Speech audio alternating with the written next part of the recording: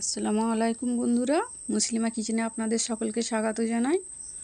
আজকে আমি হাজির হয়েছি গোলাপ জামুন রেসিপি নিয়ে। একদম এরকম রসে ভরা নরম তুলতুলে গোলাপ জামুন, দেখতেও যেমন হয়েছে খেতেও কিন্তু খুব সুন্দর হয়েছে।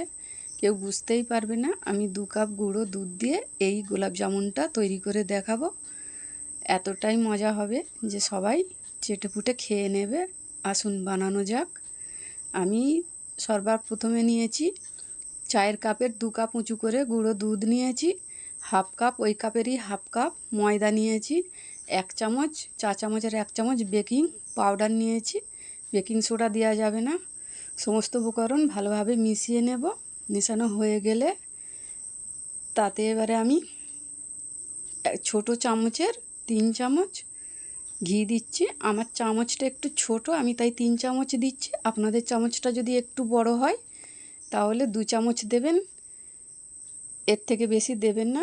ভালোভাবে ঘিটা ভালোভাবে উপকরণের সঙ্গে মিশিয়ে নিতে হবে। এরকম হাত দিয়ে একটা দানা দানা ভাব হয়ে যাবে, এরকম মিক্সচারটা এরকম হয়ে যাবে। তখন আমি একটু তরল দুধ দিয়ে আগে থেকে জাল দিয়ে রেখে দিয়েছিলাম, সেই একটু দুধ দিয়ে আমি মিক্সচারটা মিশিয়ে নিলাম। আমার হাফ কাপ দুধটা লেগেছে, চায়ের কাপের হাফ কাপ দুধ দিয়ে এই মিক্সচারটা এরকম একটা চটচটে তৈরি হবে।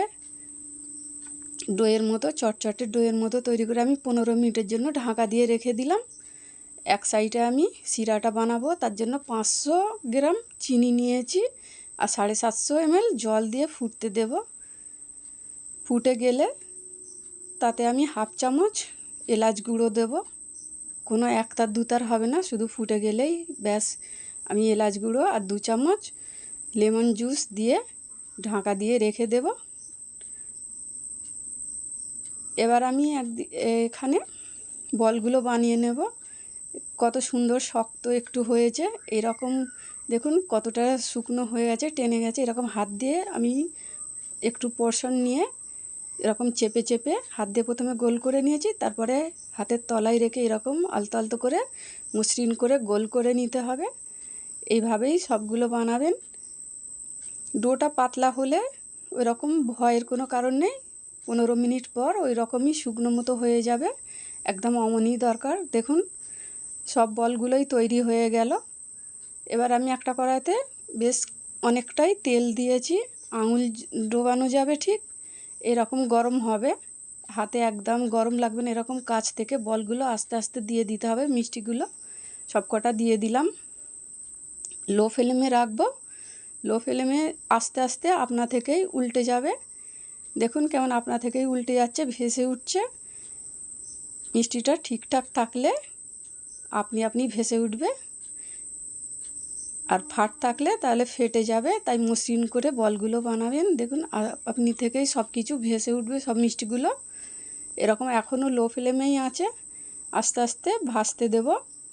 যখন হালকা রং ধরে যাবে এরকম, তখন আমি গ্যাসের ফ্লেমটা মিডিয়াম টু হাই করে দেব। দিয়ে এইরকম লালচে লালচে করে ভেজে নেব। কিছুটা একটু লালচে হলে আপনারা এই পর্যায়ে তুলে নিতে পারেন। আমি আর একটু লালচে করে নিচ্ছি। দেখুন এপাশ ওপাশ করে ভালোভাবে নেড়ে চেড়ে নিলে এরকম লাল হয়ে গেলে আমি ঠিক একটা ছাঁকনির সাহায্যে তেল ঝরিয়ে তুলে নেব। দেখুন মিষ্টিগুলো কত সুন্দর হয়েছে, একটাও কিন্তু ফেটে যায়নি। সব মিষ্টিগুলো একদম পারফেক্ট তৈরি হয়েছে। আমি ঠান্ডা করতে দিলাম। ঠান্ডা হয়ে গেলে এরকম হাতে ধরে দেখতে হবে যে হাতে একটু হালকা গরম লাগছে। ঠিক এই পর্যায়ে শিরাতে দিয়ে দিতে হবে। শিরাটা আগে থেকে ফুটিয়ে নিতে হবে। আমি তাতে হাফ চামচ গোলাপ জল দিয়ে দিলাম। দিয়ে মিষ্টিগুলো দিয়ে আবারও আমি 3 মিনিটের মতো ফুটতে দেবো। প্রথমে হাই ফ্লেমে ফুটে যাবে, ফুটে গেলে আমি 3 মিনিটের মতো ঢাকা দিয়ে লো ফ্লেমে ফুটতে দেবো। 3 মিনিট পর আমি খুলে দেখাবো। দেখুন কতটা ফুলে গেছে। আমি 3 থেকে 4 ঘন্টা ঢাকা দিয়ে রাখবো মিষ্টিটা, গ্যাসের ফ্লেম অফ করে দিয়ে। একদম আর খুলবো না, একদম 4 ঘন্টা পর আমি খুলবো।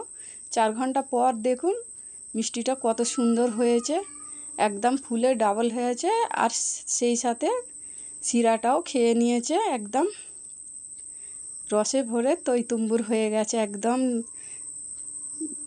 দেখতে একদম দোকানের মিষ্টির মতোই লাগবে আর খেতেও লাগবে। আমি একটা প্লেটে তুলে দেখাচ্ছি, দেখুন কতটা সুন্দর হয়েছে। আপনারা পুরো ভিডিওটা যদি প্রথম থেকে শেষ পর্যন্ত দেখে বানান, তাহলে আপনারাও মিষ্টি বানালে ঠিক এই রকমই নরম তুলতুলে মিষ্টি তৈরি হবে। আমি একটা মিষ্টি কেটে দেখাচ্ছি, দেখুন কতটা সহজেই কেটে গেল, নরম হয়েছে। আমি একটু আপনাদেরকে হাতে তুলেও দেখাবো যে কতটা রসে ভরা হয়েছে। এই মিষ্টিটা অবশ্যই আপনারা একবার বাড়িতে বানিয়ে দেখবেন। এই সব আমি যেইভাবে তৈরি করেছি সমস্ত টিপস ফলো করে তৈরি করবেন, দেখবেন আপনার মিষ্টিটাও এরকম নরম তুলতুলে রসে ভরা হবে।